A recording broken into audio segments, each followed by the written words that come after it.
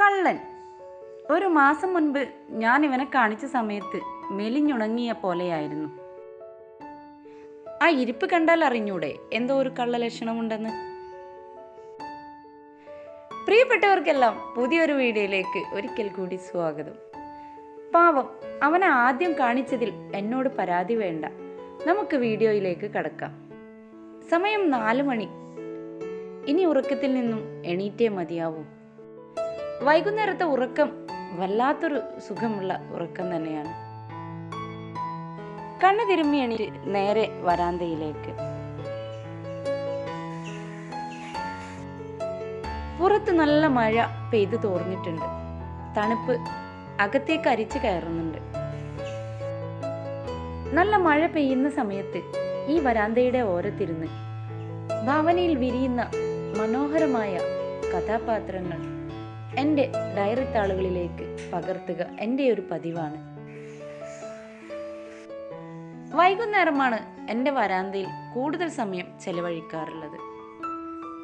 മഴ കാരണം വെളിച്ചം അല്പം കുറവുണ്ട്. വെളിച്ചമില്ലെങ്കിലും നമുക്ക് അഡ്ജസ്റ്റ് ചെയ്യാം. രക്തദാഹികളായ കൊതുകുകൾ മാത്രമില്ലാതിരുന്നാൽ മതി, ബാക്കിയെല്ലാം സന്തോഷം തന്നെ. ഇന്ന് ഞാൻ ചെയ്യാൻ പോകുന്നത് റീഅറേഞ്ച് ചെയ്ത എൻ്റെ വരാന്തയുടെ വീഡിയോ ആണ്. മനോഹരമാണെന്ന് എനിക്ക് തോന്നുന്ന എൻ്റെ ഈ വരാന്തയിലേക്ക് നിങ്ങൾക്ക് കൂടി സ്വാഗതം. ശബ്ദ കോലാഹലങ്ങളൊന്നുമില്ലാത്ത അന്തരീക്ഷമാണ് എനിക്ക് ഏറ്റവും കൂടുതൽ ഇഷ്ടം. ചേക്കേറാനായി പറന്നകലുന്ന പക്ഷികളുടെ ശബ്ദവും മഴയുടെ നേർത്ത സംഗീതത്തിൻ്റെ സൗന്ദര്യവും ഒക്കെ തരുന്ന ഈ ഒരു വരാന്ത മനോഹരമായൊരു കാഴ്ച തന്നെയാണ്. എൻ്റെ വരാന്തയുടെ 2 വശത്തുമായി ഞാൻ ഇതുപോലെ ഇൻഡോർ പ്ലാന്റുകൾ സെറ്റ് ചെയ്തിട്ടുണ്ട്. ഇൻഡോർ പ്ലാന്റുകൾ ഇതുപോലെ സെറ്റ് ചെയ്താൽ ഒരല്പം ജോലി ഏറെയുണ്ട്. ഇൻഡോർ പ്ലാന്റുകളല്ലേ, അകത്ത് വെക്കുന്നവയല്ലേ എന്നും പറഞ്ഞ് നമ്മൾ അതിനെ വെയിൽ കൊള്ളിക്കാതിരിക്കരുത്. ആഴ്ചയിൽ 2 പ്രാവശ്യമെങ്കിലും ഇൻഡോർ പ്ലാന്റുകളെ നമ്മൾ ചെറുതായി വെയിൽ കൊള്ളിക്കണം. ഇവിടെ എൻ്റെ വരാന്തയിൽ കർട്ടൻ ഉയർത്തിയാൽ തന്നെ വെയിൽ അകത്തേക്ക് ഇരച്ചു കയറും. അതുകൊണ്ട് ആ ഒരു ജോലി എനിക്ക് സുഖമാണ്. വരാന്ത റീസെറ്റ് ചെയ്ത സമയത്ത് ഒരു ഭാഗത്ത് ഇരിക്കാനായിട്ട് ഞാൻ ഇങ്ങനെയൊരു സെറ്റ് ചെയ്തിട്ടുണ്ട്. പഴയ ഒരു ബെഡ് കവർ ചെയ്ത് ഭംഗിയോടെ ഇവിടെ വിരിച്ചിട്ടുണ്ട്. അതിനോടൊപ്പം തന്നെ 2 പില്ലോയും തയ്ച്ചെടുത്തിട്ടുണ്ട്.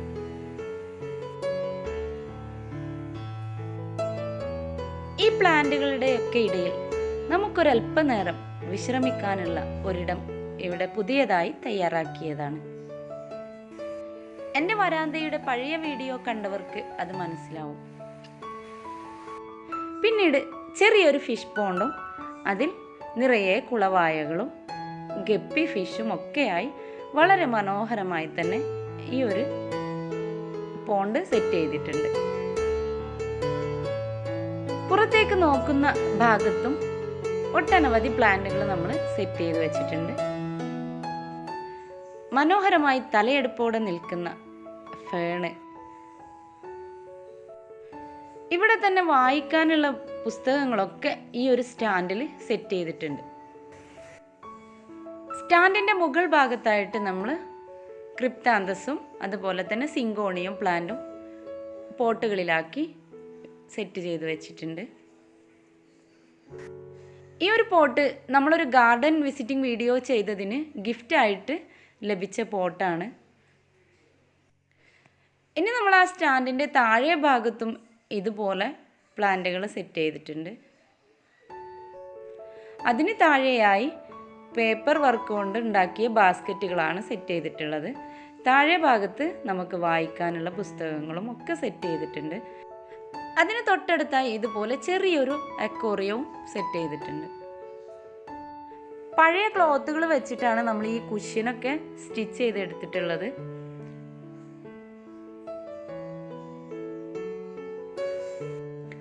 അതുപോലെ തന്നെ തറയിൽ വിരിച്ച ബെഡും ഒരു പഴയ ബെഡ് കവറിട്ട് നന്നാക്കി എടുത്തതാണ്.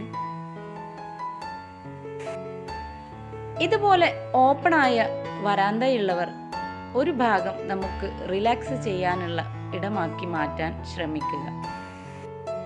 ഈ ഒരു ഭാഗം നമുക്ക് തരുന്ന സന്തോഷം വളരെ വലുതാണ്. പിന്നീടുള്ള ഏറ്റവും വലിയ ഒരു കാര്യമാണ് നമ്മുടെ വീട് ഏത് സമയത്തും വളരെ വൃത്തിയോടെ സൂക്ഷിക്കുക. പിന്നീട് ഞാൻ ചെയ്ത ഒരു കാര്യമാണ് ഇതുപോലെ പോട്ടുകളുടെ സൈഡിലൊക്കെ വലിയ പെബിൾസ് വെച്ച് ഭംഗിയാക്കിയിട്ടുണ്ട്. അതുപോലെ തന്നെ ഈ ഒരു കൊക്കഡാമ റെഡിയാക്കി ഇതുപോലെ സെറ്റ് ചെയ്തിട്ടുണ്ട്.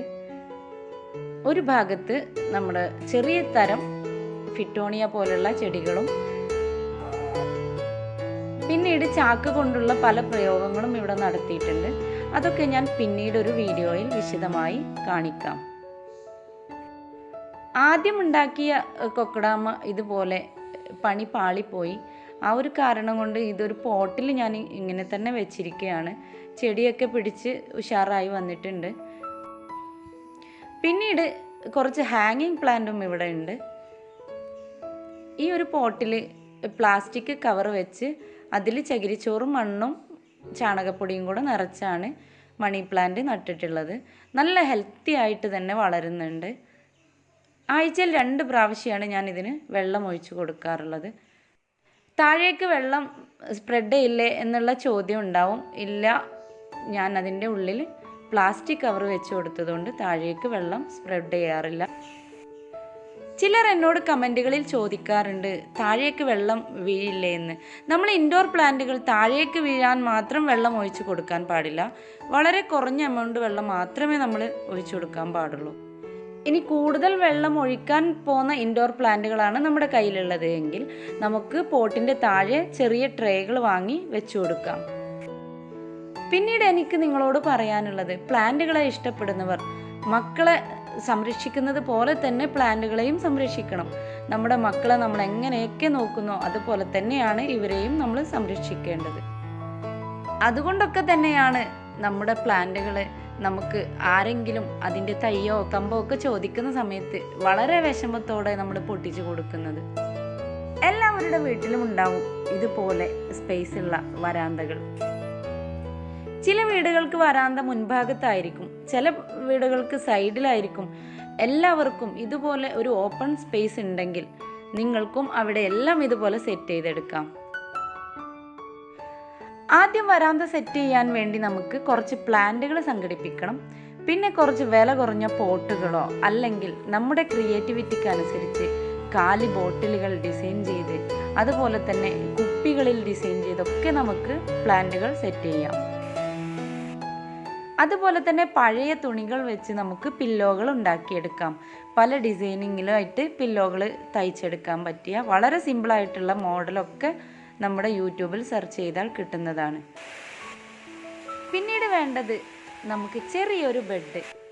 അതിന് നമുക്ക് കർട്ടനൊക്കെ വിൽക്കുന്ന കടയിൽ ചെന്ന് ചോദിച്ചാൽ ചെറിയ രീതിയിലുള്ള ബെഡുകളുടെ കഷ്ണങ്ങൾ നമുക്ക് കിട്ടും. അത് വെച്ച് നമുക്ക് ചെറിയൊരു ബെഡ് സെറ്റ് ചെയ്തെടുക്കാം. ഇനി അതുമല്ലെങ്കിൽ പഴയ തലയിണകളൊക്കെ എടുത്ത് നമുക്ക് ഇതുപോലെ കവറൊക്കെ അടിച്ച് നമുക്ക് ചാരിയിരിക്കാനുള്ള സെറ്റപ്പൊക്കെ ആക്കി നമ്മുടെ വരാന്ത ഭംഗിയാക്കി വെക്കാം. ചെറിയ ചെറിയ ബുദ്ധിമുട്ടുള്ള ജോലികൾ നമുക്ക് വലിയ വലിയ സന്തോഷങ്ങൾ തരുമെങ്കിൽ ഒന്ന് ശ്രമിച്ച് നോക്കാം. ഇങ്ങനെയൊക്കെയുള്ള കാര്യങ്ങളാണ് നമ്മുടെ വീട്ടിൽ ഒരുപാട് പോസിറ്റീവ് എനർജി കൊണ്ടുവരുന്നത്. ഈ ഒരു പോസിറ്റീവ് എനർജി ഉള്ള വീട്ടിൽ നമ്മുടെ മക്കളും ഫാമിലി മൊത്തം ഹാപ്പി ആയിരിക്കും. നിങ്ങൾ ഓരോരുത്തരും ഒന്ന് ശ്രമിച്ച് നോക്കുക. എനിക്ക് വേണ്ടിയിട്ടല്ല, നിങ്ങൾക്ക് വേണ്ടിയിട്ട്. ഞാൻ വലിയ ആളായതുകൊണ്ടുമല്ല പറഞ്ഞു തരുന്നത്, എൻ്റെ ഒരു അനുഭവം വെച്ച് മാത്രമാണ് ഞാൻ ഇതൊക്കെ പറയുന്നത്. എന്തായാലും ഇന്നത്തെ വീഡിയോ നിങ്ങൾക്ക് ഇഷ്ടമായാൽ നിങ്ങൾ വീഡിയോ ലൈക്ക് ചെയ്യുക, കമൻറ്റ് ചെയ്യുക, ഷെയർ ചെയ്യുക. ഇവനെ പോലെ മൂടനാവാതെ ഓരോരുത്തരും തൻ്റെ വീടകങ്ങൾ ഭംഗിയാക്കാൻ ശ്രമിക്കുക. ഇനിയും നിങ്ങൾക്ക് എൻ്റെ പുതിയ വീഡിയോസ് ലഭിക്കണമെങ്കിൽ സബ്സ്ക്രൈബ് ബട്ടൻ്റെ തൊട്ടടുത്തുള്ള ബെല്ലൈക്കണിൽ ഓൾ എന്ന ഓപ്ഷൻ ക്ലിക്ക് ചെയ്യുക. എങ്കിൽ മാത്രമേ എൻ്റെ വീഡിയോസൊക്കെ നിങ്ങൾക്ക് നോട്ടിഫിക്കേഷനായി ലഭിക്കുകയുള്ളൂ. സബ്സ്ക്രൈബ് ചെയ്യാതെയാണ് നിങ്ങൾ എൻ്റെ വീഡിയോ കാണുന്നതെങ്കിൽ ഒന്ന് സബ്സ്ക്രൈബ് ചെയ്തേക്കുക. ഇനിയും പുതിയ വീഡിയോസുമായി വരുന്നത് വരെ എല്ലാ പ്രിയപ്പെട്ട പ്രേക്ഷകർക്കും നന്ദി, നമസ്കാരം.